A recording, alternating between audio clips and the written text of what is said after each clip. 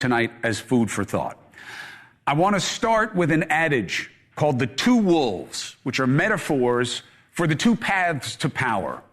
Either you capture the collective desire for solutions, security, and some soul food, some solace, something that gives you a reason to believe in something bigger than yourself. Or you go ugly early. You play to what scares us most, and pretend that only you can save us from what scares us. Now, both can work. They are the two wolves. Both are hungry.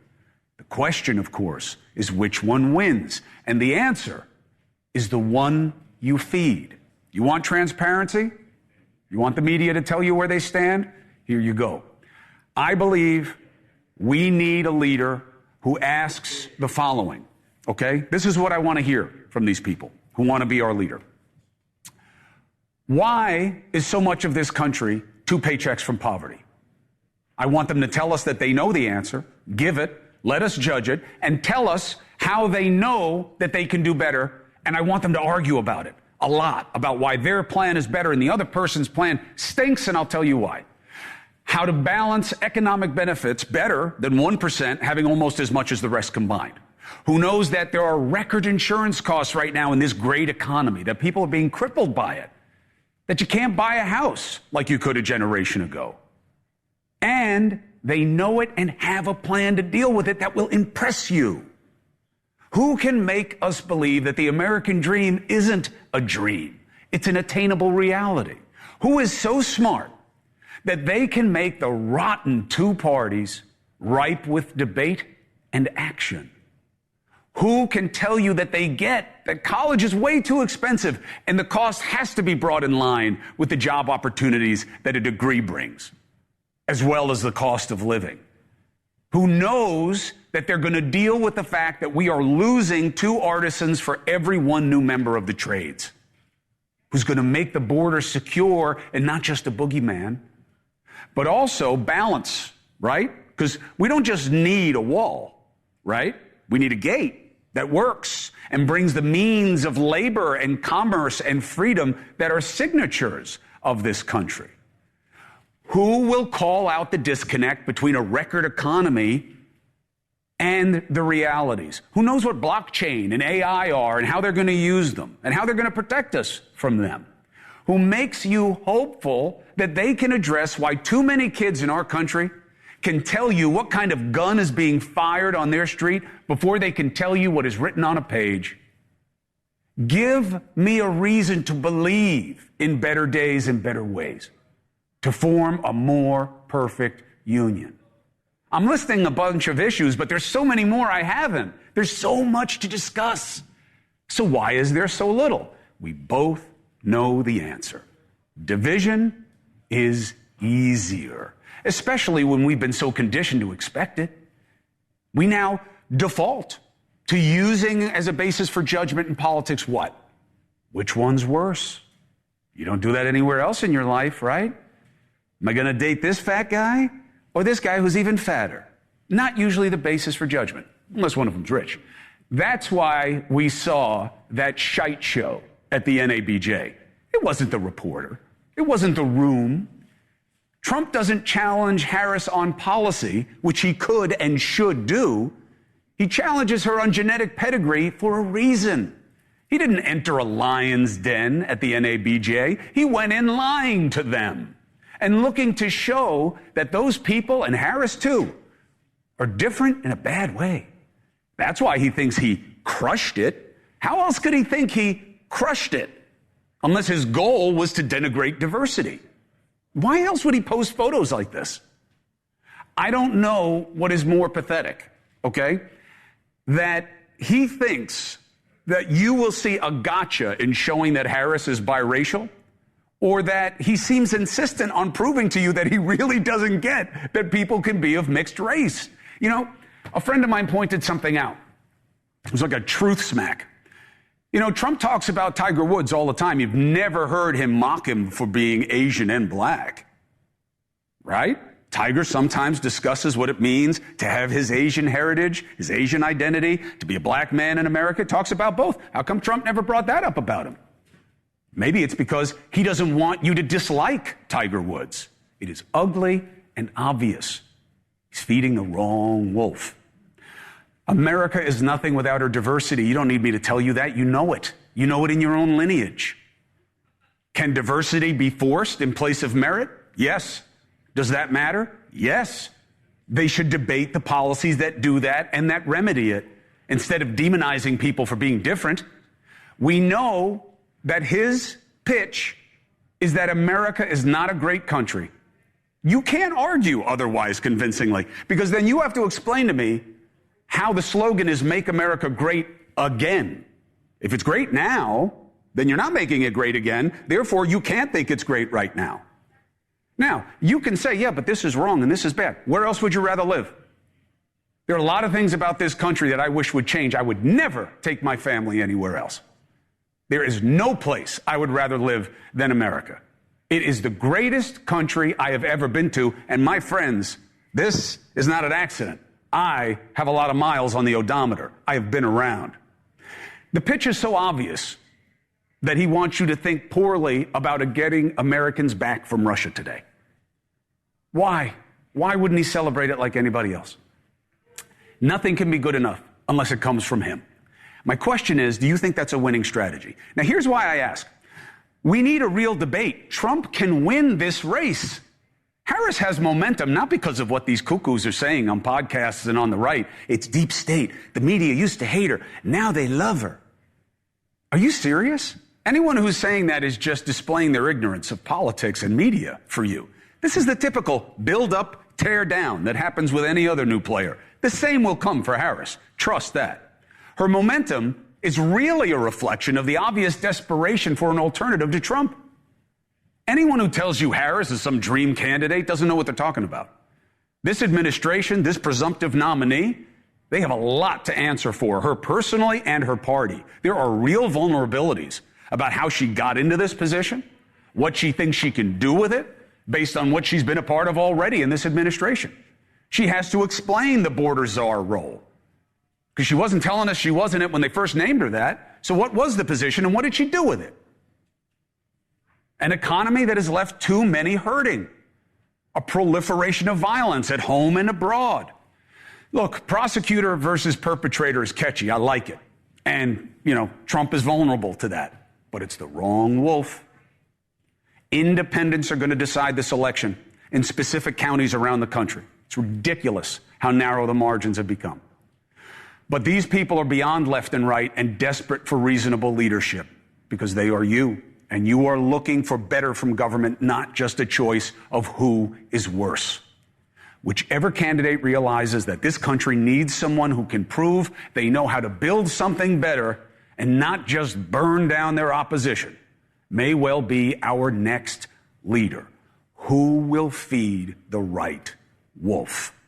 Now, my lead tonight, the breaking news, is proof of why leadership matters.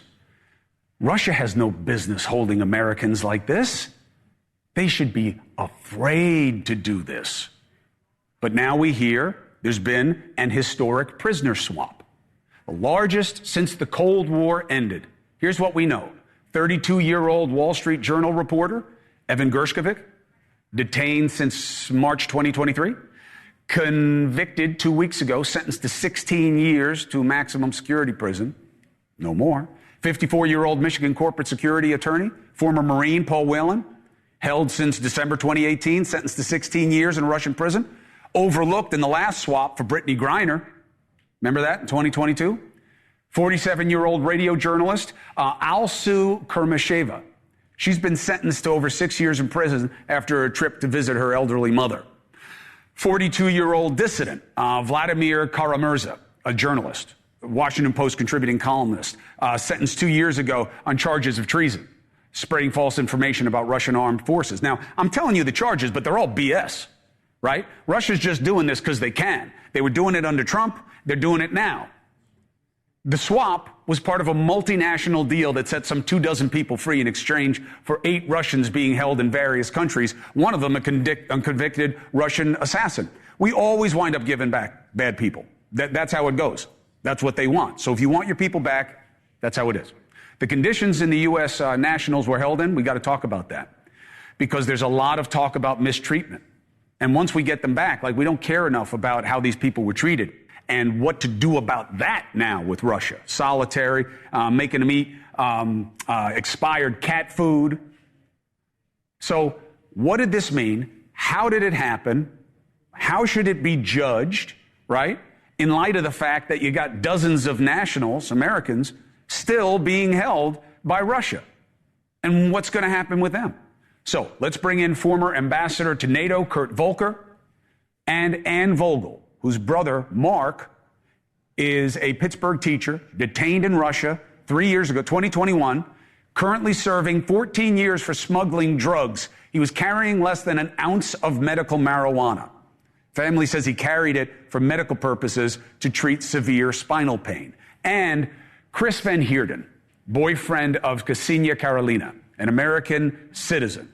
We've been telling her story throughout. She's been detained since February for giving $50 to a Ukraine charity. It is complete bull what's being done to her. And I can't believe she wasn't part of this deal. It's good to have each and all of you. Thank you very much. Let's go around the wheel. Ambassador, I start with you. Was this the right deal? And do you believe the timing of it was about political expedience in an election or circumstances on the ground with Russia? Well, first off, I know some of these people personally. I know Vladimir Kara-Murza for a long time. These people were in mortal peril. We saw Navalny die in jail in Russia. It's good to get them out. I think it's necessary that we got them out. But it is a very high price to pay, as you made clear, that Russia is being rewarded for taking American hostages. They have all of their assassins and all of their intelligence operatives around the world getting picked up. All they have to do is take a few hostages and then trade them again. So this is really not a sustainable way, and I think we do need to make clear that this is entirely unacceptable and show Russia some consequences. But it is the right thing to get these people out now, because I do believe their lives are in danger. And I hope that Mark Vogel gets out as soon as possible as well. And I feel for Ann on this program here. Well, let's just ask the question that never seems to get answered. Because I have been covering this dynamic and hearing exactly what you just said, not as a point of criticism of you, of course, Kurt, but the nature of the dynamic since I looked like Chris Van Heerden. All right, so it was a long time ago, because now I look like his grandfather. And it's always been the same thing. It's too high a price. It shouldn't have to be this way. So what are you supposed to do? Are we supposed to, like, go over there and kill some people and tell them, give us our people back, or we're going to kill more people? I mean, what else can you do, Kurt? Because the financial side doesn't seem to make a difference. Yeah. Right. Well, as I said, I think getting these people out was the right thing to do. I'm not questioning that. But then I think we need to think outside the box, and we need to impose costs on Russia that we tie to their behavior, to their abducting American citizens and holding them hostage. And we need to do that now. We need to do it as a response to what they've already done. We need to do it as a preventive measure. We need to show them that we will not allow this to be the normal course of behavior. We have to, what we always do these days is we say we don't want to escalate. We want to avoid escalation. Well, that is handing Vladimir Putin the keys, because then he gets to decide what to do, and we try to then bring it back down. That gives him every opportunity to set the terms. And what do you want people to know about your brother and your feelings about this process and how it works? I don't believe that Mark was ever prioritized, and that is heartbreaking to me. He does not have the NBA behind him, and he doesn't have the Wall Street Journal behind him. And so it has been a uphill struggle to get his story told. And the travesty of him being left behind is phenomenal. Just because in looking at those photographs of them walking up the plane stairs, Mark would never be able to carry bags up the stairs of the plane before he went into jail in Russia. We are also feeling that he is mortally endangered. He just spent a month in a prison in Russia, in a hospital in Russia, a prison hospital where they've been injecting him with who knows what, because he doesn't speak Russian, and they are unable to tell him what they are doing. So he needs real medical treatment. He needs to be designated as wrongfully detained because he needs to see a non-prison doctor. I hear you. We'll keep on his story. Whenever you want to come on, we're a phone call away. Chris, you've heard me say the same thing, and I mean it. Because I know how incredibly frustrating for you guys. No disrespect to Kurt. I know he's one of the good ones. I know he tries to work the system and has in the past. It's just that all of them should be designated wrongfully detained. You know, it should be in all of them, not just a few every few years so the rest can just rot for a while based on the political vagaries of the moment. Chris, what do you want people to know about this situation with Ksenia? Chris, evening. Thank you for having me up here again. You know, I feel two kind of things right now, Chris. My emotions are, on the one side, I am so happy for the families that's been brought back, and it makes me hopeful. And on the other side, I'm so angry and so sad and so negative because my Ksenia is not back. She's not included in that list. And I feel, just like Anne, that Ksenia has not been prioritized. That's just what I feel. No, I don't know. I don't know why Ksenia was not on that list. I don't know why she's not wrongfully detained, declared already. But my Ksenia she wants to come home. If you read these letters, she wants to come home. She needs to come home. You know, she's struggling, and I plead that we need to make a plan and get Ksenia back. She wants to come home to the dog. She wants to come home to me, to her friends, to her family. She wants to come back to America. I just honestly don't know why she was not on that plane. I was told, or this last 7 months being in this whole thing, I was told there will be no prison swap till after the election. So we have time. We're going to figure it out. I've been doing everything I can do.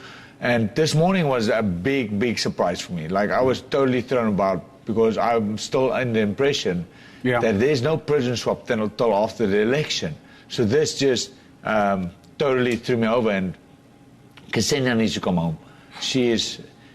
It's bittersweet. She's not doing well. It's bittersweet. I understand. We'll stay on it. Kurt Volker, thank you for keeping us straight on how it works and how it needs to work. And like I said, we're a call away. We will not forget your brother. I don't understand. I've never understood how screwed up this process is and how it seems like nobody's afraid of us anymore. But we cover it as it comes. At least some people are coming home. Ambassador, thank you. Ann, we're with you. Chris, I'm a call away. Thanks for having us. God bless. I wish strength to your family members that you're still waiting on. 4 minutes and 5 seconds coming up.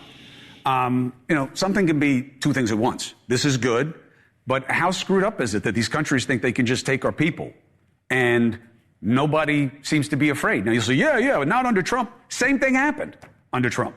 He says only he could get these people back. Well, obviously not, because Biden just got him back and he's the lamest duck you can have. So obviously it can happen. So we're going to talk a little bit about what Trump is doing and why he thinks he's going to win. NABJ mattered to me, not just because race matters. You know, I'm not Bill O'Reilly. I don't believe that we're a race-free society and it doesn't matter in our politics. I don't think he made a mistake. I don't think people should be saying they shouldn't have sent him there. He wanted to be there. He wanted to say these things. He said he crushed it. I've got a diverse panel of Republicans that are going to tell you why they think he crushed it and that he was right to say what he did.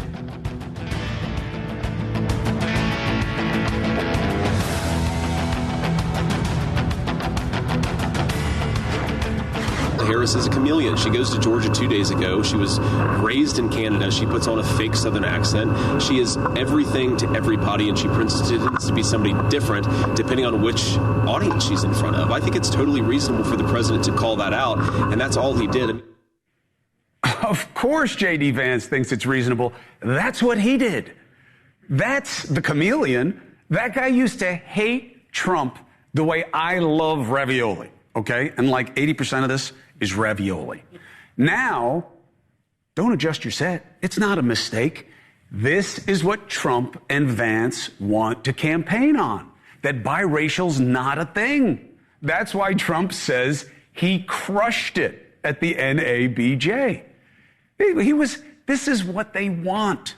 Okay, now you have to ask, why is this what they want? Scroll up to the guests. We've got much better minds here to discuss. We have conservative political commentator Liz Wheeler. Welcome back. Good to have you. Political strategist and commentator Rena Shaw. Good to see you again. NewsNation contributor, writer, journalist Lindsey Granger. I like the little kiss right next to your name on social media, by the way. Big fan, Lindsey. I will start with you, Lindsey. What do you believe the exhaust is from the NABJ? Is this working or not working, and why? I think when you have people on the GOP side even saying that his remarks were repulsive, that he's totally off brand for what they were trying to accomplish. I know that we understood that Trump was supposed to have a much more relaxed campaign that was less controversial than years in the past. And we know that when he's off script, which he was largely for the NABJ convention, that he goes all the way left or anyway and just completely makes everything ridiculous. Now, there are plenty of things to debate Kamala on, right? Mm-hmm. You can debate fracking in Pennsylvania. She changed her stance from 2019 to now. Mm-hmm. You can debate her about Israel and what she might or might have not said to Netanyahu versus what she said to the American people. But you are not going to debate a Black woman about her heritage. We're not doing that, understanding that the reason that Black people are considered Black so early on, even if they have an ancestor down the line that was Black, is because of the 1/5 rule, right? The 1/5 drop of blood. And so this is a racist thing that came down from white people in this country. So to have a white man telling somebody what is Black and what constitutes Black is absolutely ridiculous. It's a losing argument, a foolish argument. I've been critical of Democrats for a very long time, but even for Trump, this is an extremely low bar. Okay, Liz, I'm going to reverse it. Lindsey's smarter than I am, but here's the argument. No, perfect on brand. Lefties are the weird ones.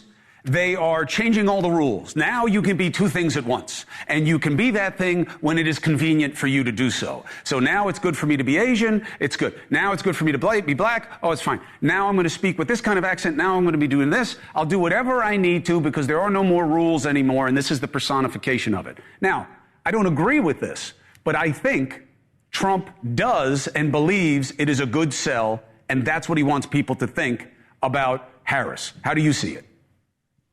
Well, I think Donald Trump did nothing of what Lindsey just described. I think this is kind of a fake controversy because people on the left or people who don't like Trump don't want to discuss Kamala Harris's record on immigration, Kamala Harris's record on Black Lives Matter, bailing those violent criminals who were torching our cities out of prison. He should have mentioned that. He treated that journalist the same way that he treats every other mainstream media fake news journalist. So, I mean, she was lousy to him, so he called her out. I mean, she did the job, Liz. You know that's what he does. Hilarious. That's what he does to everybody. People for things like, oh, you're 30. Yeah, he does. And I think that's funny. I don't think you have to be ideologically aligned with him to think that he's just hysterical when he was like, oh, you were 35 minutes late. But listen, there's something that's worth noting here, and this is part of the strategy of his campaign. It doesn't matter if you're a Democrat, Republican, or independent. Voters of any political stripe dislike politicians who they deem to be untrustworthy. They dislike politicians who they believe pander, and they dislike politicians who race bait. So what Donald Trump was doing is he actually didn't bring this up. This was something, if you look at the Associated Press back in 2016, they had a headline about Kamala Harris being the first Indian American senator. Fast forward to 2020, they're highlighting that she's Black. They didn't mention the biracial aspect, sure, but they didn't mention the other part of her biracial aspect in either one. And I think what it highlights is that the left uses race to be politically expedient, and voters don't like that. Kamala Harris went in front of a group of Black people and talked with an accent that she never uses, which shows that she is trying to pander to them, using race to pander to them, which people don't like. So, yeah, Donald Trump, this was a strategic move from Donald Trump. It's nothing of what the left and some on the right who don't like Trump is portraying. I think it comes down, Liz, like to which people... If you don't think this is funny, you need to enjoy life more. Well, it's not funny because it's not about you. Okay? If it were about you and kind of making a joke of what you hold close to yourself, like I said in my open, you won't hear him saying this about Tiger Woods, right? He loves Tiger Woods. Tiger Woods talks about being Chinese, talks about being black. Trump's never said anything except he's an amazing guy because he doesn't want people to dislike him. So, Rena, Chris, you saw that video of Kamala Harris using that accent. Is that the way that she normally speaks? Look, the idea that Kamala Harris it's a very simple being question. in front of a Southern or a black or an Italian, if you don't think politicians play to their crowd, watch any Republican. Liz, this is the difference. This is the difference between being a pundit and being someone who's been in campaigns. Hold on a second. Hold on a second, because I actually know the answer to this question. Okay, I've been around this literally my entire life. Republican, Democrat doesn't make a damn difference. You put that guy in a black church, you're going to hear call and response. Can I get an amen? People play to their audience. That's what politicians do. It's called pandering. That's what I was saying before. Harris is black. It's pandering when I do it, Liz. She's black. It's not pandering when you are that thing. It's not the voice that she usually uses. She's doing it in a way that's pandering to people based on race. I mean, I know if you're upset about pandering, I want to get to Rena. But if you're upset about pandering, I mean, you heard her. If you are upset about pandering, then say, Mr. Trump, please don't make me look bad by pretending that biracial isn't a thing. Please don't do that. It makes us all look bad. Rena, what's the strategy point? Look, as a political strategist, one thing I always tell my clients to do is to read the room. When you're in a room, you want to find common ground. So what do? If you lean into one part of your heritage and you don't lean into another, it doesn't mean you're rejecting that other part of yourself. As a biracial person, it's complicated. Look, I have Indian heritage. I'm the daughter of immigrants from India and Uganda. And people, when they see me, they're like, where are you from? I'm like, Southern West Virginia. I'm born and raised in the coal fields. No, where are you really from? And I took offense to that because I am from the southern foothills of the mountains of Appalachia. And if you look at me and you see that I don't have white skin, you're othering me. So what I want to say here is that I found what Donald Trump did on stage to be really antithetical to conservatism, because the Republican Party I came up in and helped advise and work for members of Congress for was essentially telling me that we're going to look at you, Rena Shah, on your merit, on what you've accomplished, not who you're the daughter of or what your skin color is or your origin story. We're going to just take you for what you have accomplished, where you want to go, what you've done, these kinds of things. And that's what I felt when he did that. Listen, I understand. Good. Here, I've heard this from other South Asian Americans. Fine. She leaned into her Indian heritage when she was running for Senate. But what's wrong with that? She's partly Indian. Right. And now she wants to lean into her blackness. That's okay by me as somebody who's of Indian heritage, because I don't know what it's like to be biracial. And the Republican Party I came up in told me that I could be anything, that I defined myself, that I didn't need to fit other people's identity boxes for myself, that I define who I am, because that is what being American is being able to set the tone for yourself, set your trajectory and all of that. So this whole thing is actually antithetical to conservatism. And Donald Trump, I know what he met. When he met Kamala Harris, when he wrote her that check, when she was running for Senate, he met somebody that was leaning into her Indian heritage. But by the way, that's not wrong. He just didn't put it eloquently. And now he's got his foot in the mud. So if I were advising him, which I'm not, I'd be like, get your stick out of the mud, like get out of that mud. Do not lean into this, because she defines herself. But he's in control of the news cycle. Chris, go ahead, Liz. I'll give you the last word, and then I got to jump. Go ahead, Liz.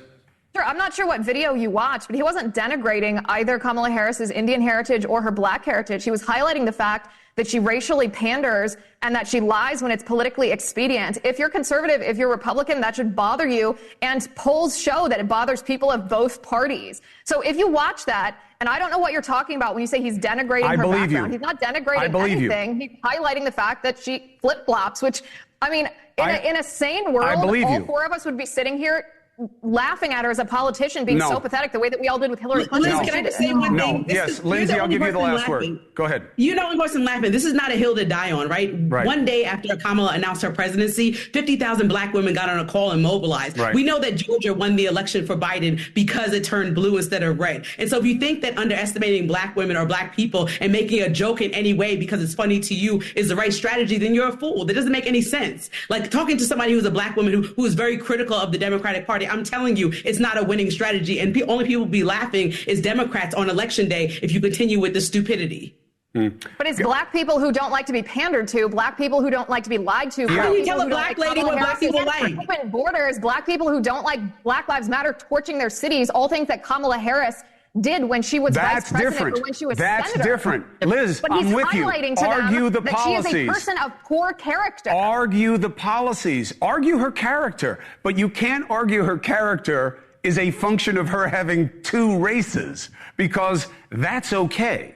And listen, it's also okay that we don't agree. I love this mix. I love having you each on. We don't have to agree for you to be here and be a benefit to the audience. Liz, we'll talk again. Rena Shaw, Ugandan friend of mine, Indian friend of mine, Appalachian, best smile I've ever seen. I've been to Appalachia about 15 times. You win the Appalachian Smile Award. And Lindsay, I want people to know, Lindsay's very sympathetic to true conservatism, by the way, not a Democrat.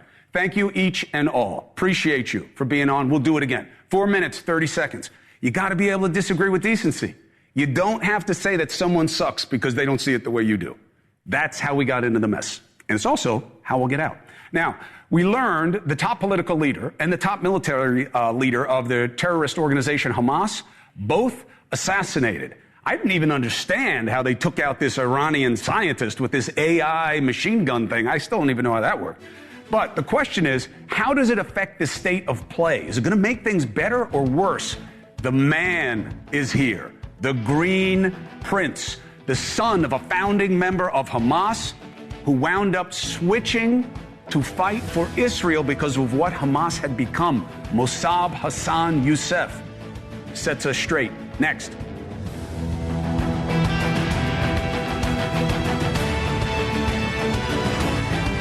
Attention. Just this week, 3 top leaders of Hezbollah and Hamas assassinated in quick succession. And this Iranian scientist got hit in Tehran. 2 days ago, Israel assassinated one of Hezbollah's leaders in Beirut. Payback for what they did to those kids, the Druze kids in the Golan Heights. He was responsible for that missile attack, they say, that killed those dozen kids. Just playing soccer. Hurt dozens more. Then a few hours later, Hamas's top political leader was hit in Iran. The location is as important as the human target in terms of the message. Then Israel confirmed that it had killed Hamas's top leader last month, military leader. So what does this mean about what happens next? Perfect guest. The author of From Hamas to America, My Story of Defying Terror, Facing the Unimaginable, and Finding Redemption in the Land of Opportunity. Out next week. Mossab Hassan Youssef. It's good to see you. Hey, Chris. Good to see you. Why do I care about what is happening over there? They're killing each other. Israel seems to be a little bit better at it when it comes to targeting specific leaders in other countries. Why does this matter to Americans? Because we are one family. And when we have a member of the family who is outrageous, think that they have the right to decide who can exist and who cannot, then we must stand united. Because the moment we legitimize violence in the Middle East, we will legitimize violence everywhere. But many Americans will say, Mossab, you're right. Israel should have never done this. They can't assassinate people in other countries. They shouldn't be doing any of this. What's your response? Well, Israel is eliminating the terrorists who carried the October 7 attacks that killed many civilians, that they're determined to repeat the massacre again and again and again. So Israel is after these criminals. They are global terrorists, destabilizing security worldwide. So what else to do? Wait for them to come again, stronger, kill more people? We'll have to bring them to justice. And these people have been hiding, by the way. If Israel was able to arrest them and bring them to justice, that would have been the ideal situation. But we are dealing with terrorists who are hiding among civilians, or they using countries for immunity. So what is the option? Well, but we're seeing escalation. This is now a true regional conflict, right? You had the Houthis in Yemen. You know, some of this, you benefit from Americans not being as savvy about the map as people are in the Middle East. But the Houthis are in Yemen, different country. They hit people in Lebanon now, in Syria, and in Iran. Are these hits making the situation safer, or expanding it and leading to here if Turkey wants to get involved? Is this making it worse? Listen, I just came back from Tel Aviv. When the Houthis hit with a drone, their target was the United States Embassy. They missed with an inch, and the drone hit the building next to the building where I was sleeping. This was an assault against civilization. When you hit a city indiscriminately, not having a regard to any civilian, to women, to children, you'll have to counter that. And Iran hit Israel with hundreds of ballistic missiles on April 14th. I visited the north. 80,000 Israelis been evacuated since the beginning of the war. We are almost 10 months now. These people been staying in the south at hotels. I met with the mayor of Kiryat Shmona. It's a ghost town. This is the biggest city, border city between Israel and Lebanon. It's a ghost town. And nobody's talking about this crisis. So isn't it an argument, though, that military power isn't going to solve the situation? We need a ceasefire, and you have to go to soft power? Now, the problem with my argument is, of course, they're still holding the hostages. But isn't all of this proof that you have to talk, not fight, if you want this to end? No, in fact, talk was over when Iran and its proxies committed a genocide against a religious minority in the Middle East. The Jews. I think the Jewish people. Mm-hmm. And this is when the talk was over. This is what the world needs to understand. We woke up on October 7 on a new reality that now we are dealing with the consequences of such an attack. And it's not over yet. All the assassinations that we are witnessing, this is just the beginning of it. There is a long list of terrorists that must be brought to justice. In Iran, you think they'll keep making hits inside Iran, and how long is it until they respond? And then what do we do? In Iran, in Qatar, in Turkey, in Lebanon, in Syria, in Yemen, wherever they are, they missed with the most powerful intelligence service in the world, with the longest arm that can get anybody anywhere. That's the Mossad. Which makes October 7th... It's designed to protect the Jewish people. But it makes October 7th even more suspicious, right? How did that happen unless Netanyahu wanted this war? That's the conspiracy theory that we hear here. We heard the same thing about 9/11, by the way, that right. Bush wanted it because it gave him a war he could win. And you hear the same thing there, that Bibi wanted this. Okay, well, people can come up with all the conspiracy theories that they want. True. Trying to delegitimize Israel and its leadership. Mm-hmm. Can they prove it? They don't have any evidence. So what they want, to just clean up the crime scene that Hamas committed, and behind it Iran and Ayatollah. This is not acceptable. Ayatollah has blood on his hands, and Nasrallah has blood on his hands. If they're invited to a war right now, let us see what they have. Okay? And it's the responsibility of the United States of America as the superpower to restore order. How? Today, there was deployment of 12 warship aircraft carriers.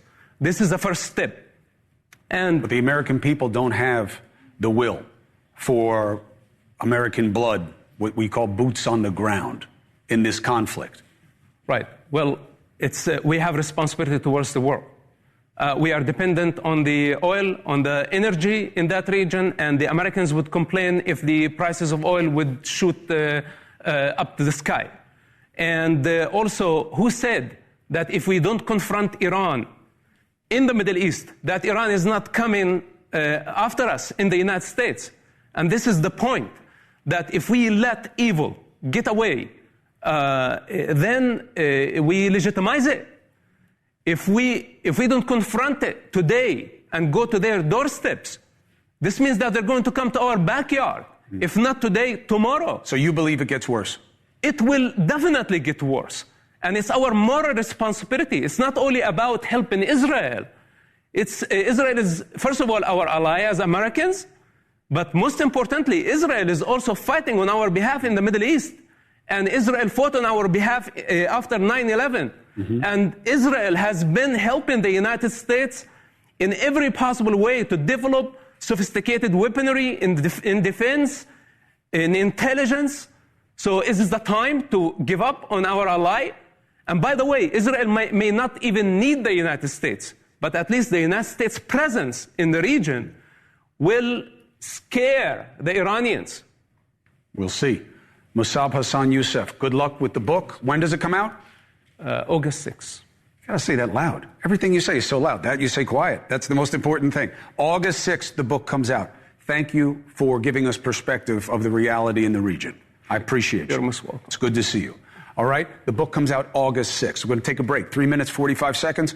Up next, final thought, another controversy. Is it a non-troversy? What am I talking about? Olympic boxing. Thank you.